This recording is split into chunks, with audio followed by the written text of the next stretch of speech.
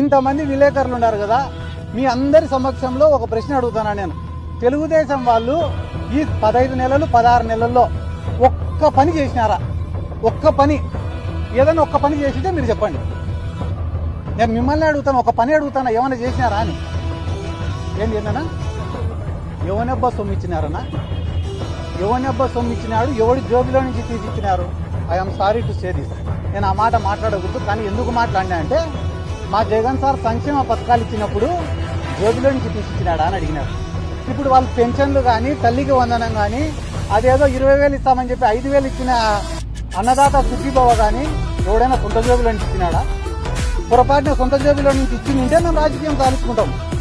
తల్లికి వందనం అనే పథకం మీరు ఇచ్చి రాష్ట్రం అంతా డబ్బాలు కొట్టుకుంటా hit, success, super 6, super hit అని చెప్పుకుంటారే. అసలు తల్లికి వందనం అనే ఆలోచన, అమ్మఒడి అనే ఆలోచన చేసిన మా జగన్ సార్ గురించి మేమెంత గట్టిగా చెప్పుకోవాలా? మేమెంత గొప్పగా చెప్పుకోవాలా?